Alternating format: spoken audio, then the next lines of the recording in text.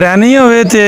4 गोरियां इंसान खा के इंदे चिट्टे चावल हों तकरीबन 6 गोरियां इंसान पहुँच रहा है 70 साल पहुँचने वाले लेकिन देखो हले भी 40-45 साल पे लगते हैं। क्या मंजियां हों बने दियां उन्होंने बहुत मज़ा आता है, हवा भी लगती है सारे पासों ते सुकून नाल रोटी भी लोग खाते हैं ते खुश भी होंगे। तो अजकल हुण जातो को ये ज़्यादा जानियां नहीं थकाते बरताने वाले आते हैं चटाइयां डो ते दस्तरखान पाओ ते रोटियां दो। ਜਿਹੜੇ ਮਹਿਮਾਨ ਬਾਹਰੇ ਦੇ ਆਉਂਦੇ ਨੇ ਉਹ ਅਸਾਂ ਕੋਲੋਂ ਪਹਿਲੇ ਡਿਮਾਂਡ ਕਰਦੇ ਨੇ ਕਿ ਭਾਈ ਚਿੱਟੀ ਰੋਟੀ ਪਕਾਸੋ ਤੇ ਅਸੀਂ ਤਾਂ ਸਾ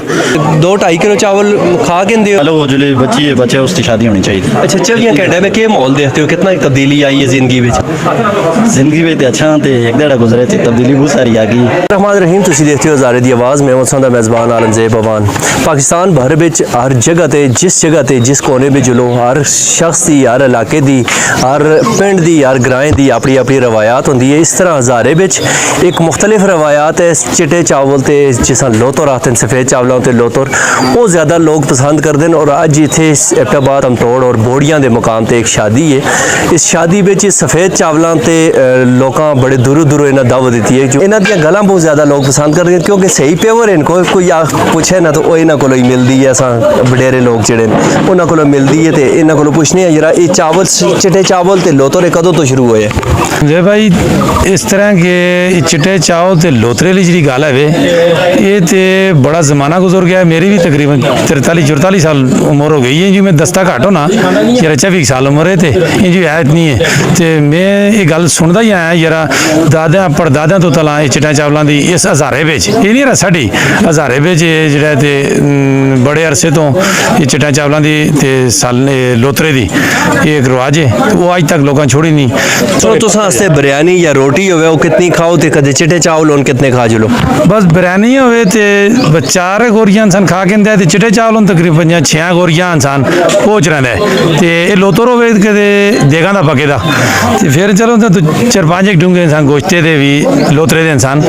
संभाल छोड़ते हैं इंसान चलो ये ना देखने ले छोड़ने लग नजर ला छोड़े तो 4-5 डूंगे लोतरे दे गोश्ते दे इंसान खा के इंदे 70 साल पहुँचने वाले लेकिन देखो हले भी 40-45 साल पे लगते हैं। क्या मंजियां हों बने दियां उन्होंने बहुत मज़ा आता है, हवा भी लगती है सारे पासों ते सुकून नाल रोटी भी लोग खाते हैं ते खुश भी होंगे। तो अजकल हुण जातो को ये ज़्यादा जानियां नहीं थकाते बरताने वाले आते हैं चटाइयां डो ते दस्तरखान पाओ ते रोटियां दो।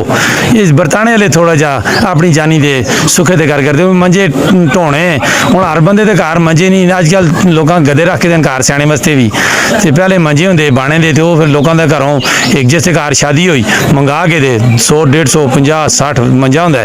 उस बेच हुण मंजियां वाली गल भी घट गई है तो हुण सुखाला काम चटाइयां वाला उत्ते दस्तरखान पाए थे। असां दे जितने भी मेहमान दूर दराज दे पहले इस तरह होंदा है कि असां लोकां अपने इलाके विच डबल सिस्टम करना पैंदा है। असीं मकामी लोकां वास्ते चिट्टे चावल करने हैं ते नाल असां 2-4 देगां बिरयानी दियां पकाणियां पैंदियां हैं कि लोग बाहर तो आसन कोई पिंडी इस्लामाबाद दे या हरीपुर दे कोई मेहमान आसन उन्हां वास्ते लादा। लेकिन हुण सूरत हाल इस तरह कि जेह्ड़े मेहमान बाहरे दे आंदे न वो असां कोलों पहले डिमांड करदे न कि भाई चिट्टी रोटी पकासो ते असीं तां सा ते एक बड़ी सहूलत भी है साडा कल्चर भी है। और इन्हां दे अज जिथे असीं मौजूद हाँ तकरीबन कराची तो कहनके ते मरदान पेशावर तक इन्हां दे काफ़ी सारे मेहमान आए। इस एक मज़ा ये भी है कि जेह्ड़ा असां दे सारे नौजवान भरा एक लंबी लैंड ला के खलदे न फिर गोरियां प्लेटां बनदियां वो लैना बिच अगे जुल के तकसीम होंदियां मेहमानां दे सामने रखियां जुलदियां इसका भी एक अपना मज़ा है। अच्छा हज़ारे की एक खूबसूरत रवायत है लेकिन पहली बार मैं देखा एक VIP बंदे भी बिच आ जाते हैं जो चमचा नाल खाते हैं। ओवरऑल जो है ना चावल वो हथा नाल जो खाने का मज़ा है वो अपना ही है। तुसी चमचा नाल खाते हो इसकी वजह जो पोटे सड़ते हैं इस वजह तो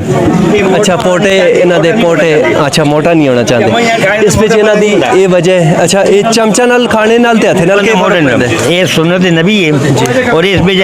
खाना जल्दी खत्म होता है तो जो दूसरा सिस्टम है ना उसमें खाना बंदा मोटा नहीं होता सुन्नत तो खिलाफ है थोड़ा जा है तो चलो ठीक है हाथी वाला ताकत देती थी इसका बड़ा फायदा है। चिट्टे चावल मतलब अगर तुसा हुण खिलाए जुलो ते 2-2.5 किलो चावल खा के दियो मतलब पक्के ना जी 2.5 किलो खाओ दे जी भूख खाओ ते आधा किलो चावल फी आदमी नहीं खा सकता जी ना जी घाटा थे ओ ना जी नहीं 5 किलो ते खनगोल खान दस इन्होंने उम्र ज़्यादा ना खनगोल खान उम्र ज़्यादा मैं खनगोल खान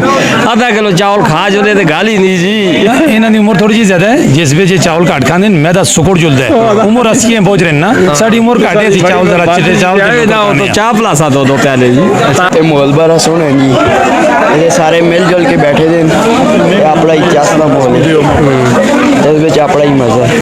अच्छा मेरे एक साइड ते दूल्हा और दूसरी साइड ते दूल्हे दे भरा नज़र आते इन्हें इतना एहतमाम किया है कि सिंध तो बलोचिस्तान तो और जिथे जिथे पाकिस्तान के जितने भी ज़िले हैं जिथे जिथे मंडियां बिलखसूस केले का जिथे जिथे काम है चाहे वह कश्मीर तक है सारे लोग इन्हें बुलाए ने थे और सारे लोगों का एहतमाम किया ने इस हवाले ने इन्होंने को पूछने हैं कि लोग कितने खुश होकर गए या ना। जी अस्सलाम वालेकुम तुसां दा बड़ा शुक्रिया जी जेह्ड़े तुसी असा कोल आए हो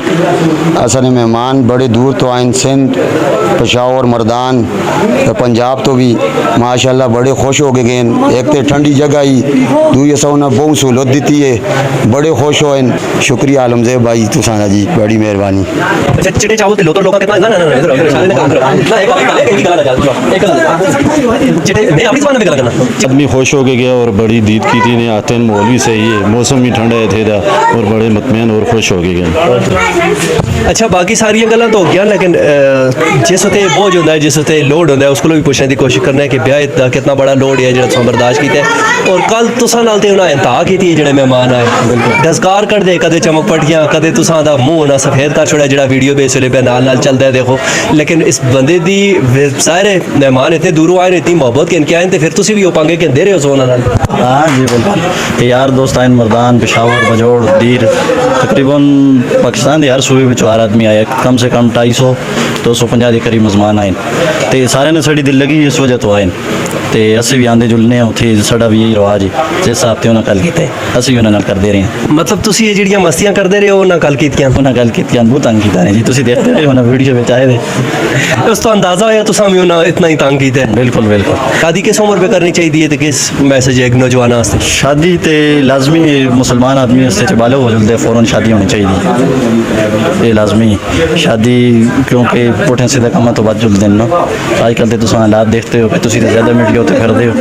तो हालात बहुत ख़राब होते जिस तरह भी बालग हो जुले बच्ची है बच्चे उसकी शादी होनी चाहिए। अच्छा 24 घंटे में क्या माहौल देखते हो कितना तब्दीली आई है जिंदगी में तो अच्छा तो एक डेढ़ गुजरे थे तब्दीली बहुत सारी आ गई तो इंशाल्लाह मज़ीद भी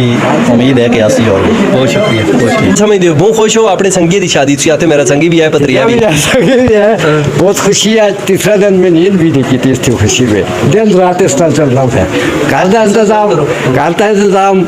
चावलों का इंतजाम चिट्टे चावल लोग बहुत ज़्यादा पसंद करते हैं चिट्टे चावल उन्हें रच के खावा ना चिट्टे चावल ते उत्ते सालन फिर सब कुछ ही है लेकिन जरा इखलास जरा खलूस जरा बुलाना चलाना जरा उठ के मिलना उसकी मिसाल ही कोई नहीं तो माशाल्लाह सारा जायका खाने का इस वजह तो होता है कि सब तो बड़ी चीज़ ना लोगों का इखलास है